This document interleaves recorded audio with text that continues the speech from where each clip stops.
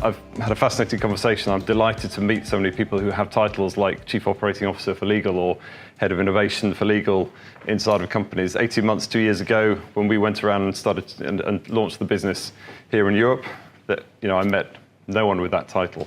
I was often talking to lawyers who were fascinated by what we had to say, but had absolutely no interest or appetite or ability to buy anything we had to sell. So the fact that many people with that sort of title, many of you are here, I think is a good sign in terms of where this is all headed. So that's hopefully a decent agenda. So just my background, so I had a almost 20-year career before doing what I'm doing now at a company called Accenture, which many of you I'm sure would have heard of, maybe worked with.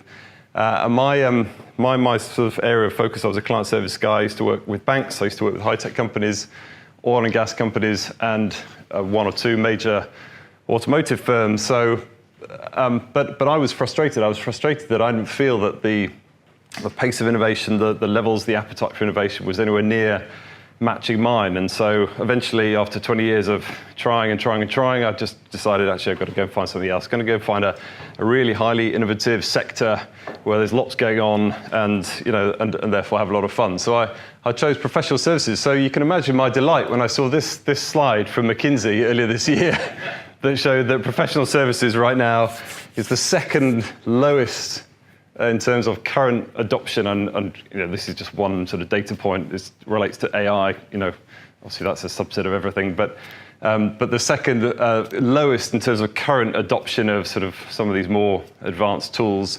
and is probably about middle in terms of future trajectory. So therein a lesson for myself. It's not something they taught me at Harvard. I wish I'd been listening. But there is also a serious point to this slide, which I was reflecting on this week with a colleague in America, which is, for those of us who are in the world of professional services, if your clients, whether they are the corporations you serve as a law firm or the business partners you serve as an in-house team, are over here, and you're over here, not sure where that leaves you in the long term. So there is a serious point to this chart, aside from career advice to Rick. But I'm not entirely sure this is a true reflection of really what's going on. So I sort of came up with my own, what I see happening, today in the legal world, and there's quite a lot going on. So there are things like incubators, innovation labs that we see popping up. MDR, Michigan de Rea, Fuse at A&O, Slaughters have one, I think, in the fintech space. They've just announced another one. So there's quite a lot of sort of activity around incubators. There are one or two examples of digital products, digital businesses that law firms have launched. Aosphere, I call out here, apologies to our hosts, but they just announced their 500th client this month, which I think's really interesting. There are other examples. Simmons have a Navigator product. Although all of this still falls in the world I would describe as publishing online, which is actually where the world was 20 years ago when the internet was invented. So I think we've still got a lot further to go on that journey, but good signs. There are investments that law firms are making in technology companies, Luminance being a high-profile one. Taylor Vintners, if you're familiar with Thought River, it's another investment that they've made, and that's a path that some law firms and companies are making. Communities. I don't know if you guys go to Legal Geek or ELTA. You ever heard of Legal Geek or ELTA? Yeah, a few nods around the room. I mean, really, I've described it, well, others have described it, and I would borrow their description of it being like a movement. The conference they have, I think, is in October.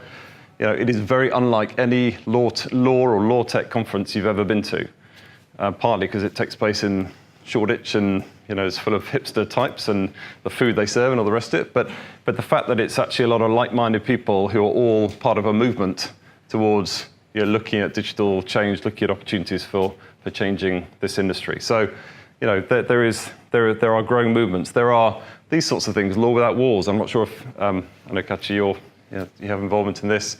Big global collaborations around access to justice topics and themes.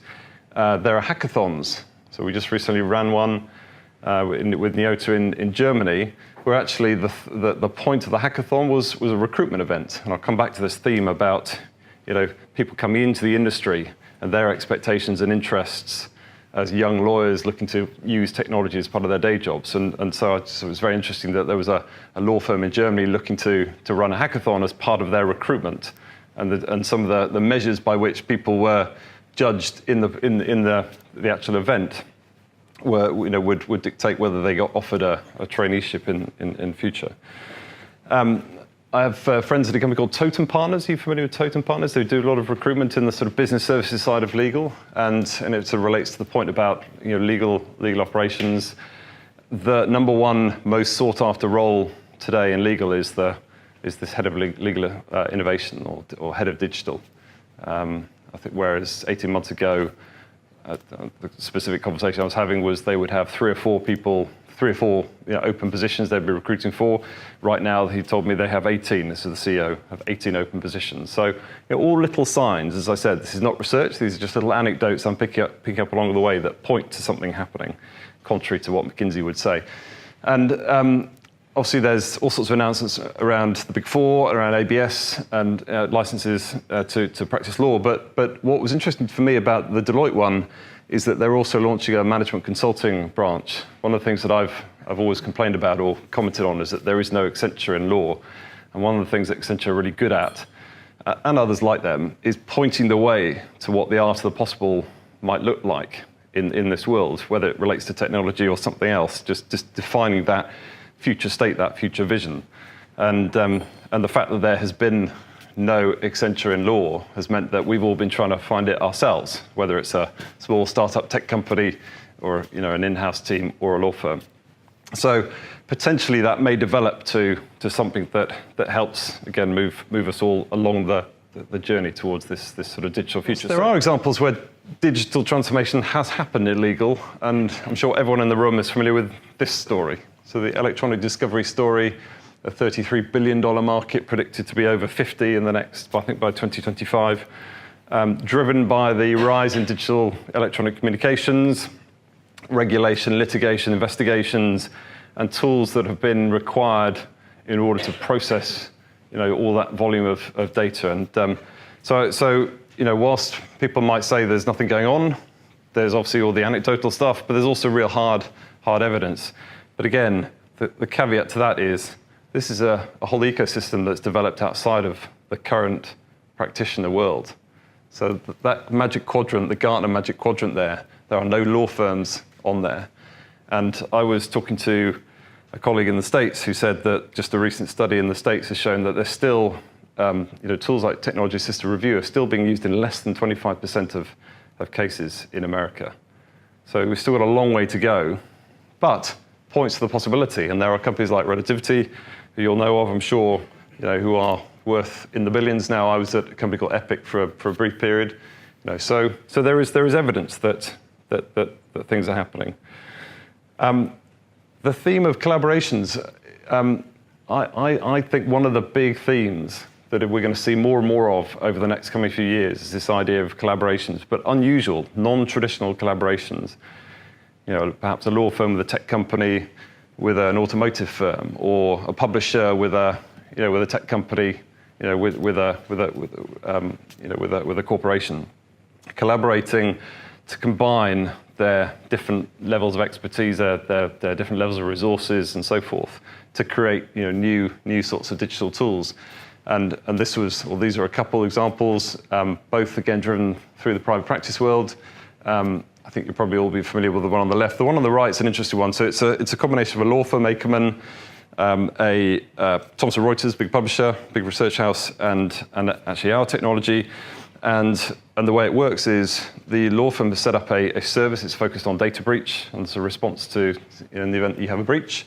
And the publishing, the research company, does all the background research, the knowledge collation that then gets surfaced in the technology that then gets sold on a license basis to a company that allows them to manage their day-to-day business and to know what to do in the event of a breach. And I just, again, that point about interesting collaborations is something that we're going to see more and more of. So then in the corporate world, if I'm totally honest, and it may just be my perspective, I see less evidence right now. And I think that's possibly because you guys are heads down, busy, doing the sorts of things we were talking about, which is actually just plugging in matter management systems and document management systems and time billing systems and some of the foundational stuff that you need.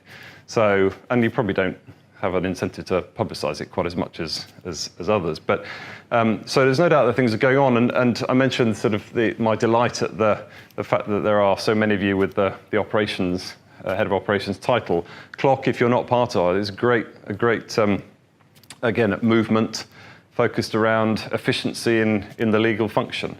And they had a recent event in Las Vegas. I think they had 3,000 or 4,000 people attend. The first one was in London in January this year. So that's a great, again, community to be part of. Eagle Labs that Barclays are sponsoring. And probably everyone saw that announcement. So you do occasionally get the odd announcement, the sort of existential, we're all going to disappear overnight sort of world. That's what's going on, a little flavor of what's going on in the corporate world. But then there's this other whole world of startups, of tech startups like Neota Logic. And you may or may not have seen, this is something that a colleague of mine produces. The sort of 5 categories of sort of automation technologies, legal research here, sort of prediction tools, electronic discovery, and obviously that's not an exhaustive list. Contract analytics.